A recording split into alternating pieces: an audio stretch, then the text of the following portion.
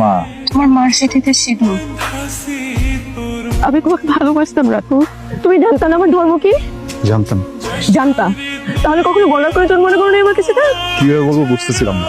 যদি আমাকে ছেড়ে দাও, আমি তোমাকে কষ্ট দিতে চাইনি। অনেক ভালোবাসি তোমাকে, অনেক। তোমার তোমার ধর্ম তোমার কাছে, আমার ধর্ম আমার কাছে। কখনো এগুলো আমরা মানুষ আনবো না। জীবন কি সিনেমা? জীবন তো সিনেমা না। জীবনে এমন অনেক গল্প পাড়ি দিতে হয়, তুই একটা গল্পে খপ্পরে পড়ে জীবনটাকে শেষ করে দিস না। আর তুই চাইলেও তো হুট করে বিষয়টাকে মাথা থেকে সরিয়ে ফেলতে পারবি না। এভাবে 1 মাস কাটার পর দিন হুট করেই রাতুলের সাথে দেখা মিলল। তার এই বিধ্বস্ত চেহারা দেখে হৃদয়ে গলে গেল আমার। দূর থেকে 2 ফোঁটা চোখের জল ফেলে এগিয়ে গেলাম তার দিকে। সবকিছু ঠিক করে ফেলি প্লিজ। আমি নিতে পারতেছি না প্লিজ। বাড়ি থেকে তো অনেক প্রেশার বিয়ের জন্য।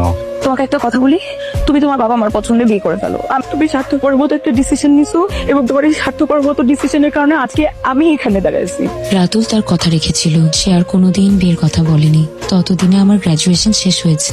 আমি আর পারছি না, এই মেন্টাল প্রেশার নিতে পারছি না। বিয়ে করে ফেলো রাতুল। আমার আসলে তোমাকে কি বলা উচিত আমি জানি না। আমার সাথে যোগাযোগ বন্ধ করতে হবে। কনগ্রাচুলেশনস রাতুল, তোমাকে আসলে জানানো হয়নি, আমার ফ্যামিলি থেকেও একজনকে দেখেছে। আমি ছেলেকে এখনো দেখি নাই, কিন্তু আমি বিয়েতে হ্যাঁ বলে দিয়েছি, কারণ আমার মনে হয়েছে এই মুহূর্তে হ্যাঁ বলে দেওয়াটাই আমাদের জন্য বেটার। চলো আমরা একটা কাজ করি, আমরা একই দিন বিয়ে করব, একই দিন হলুদ করব, একই দিন আরেকজনের হয়ে যাবো। ভালো হবে না? তোমাকে হলুদ পরির মতো লাগছে জুই। আমার কালো গায়ে হলুদ রং মানায়নি। তুমি আমার জীবনে নেই ভাবলেই কেমন অসহায় অসহায় লাগে, বুকটা হাহাকার করে ওঠে। জুই, আমার খুব বেঁচে থাকার চেষ্টা, কিন্তু সেই ইচ্ছাটা পূরণ হলো না।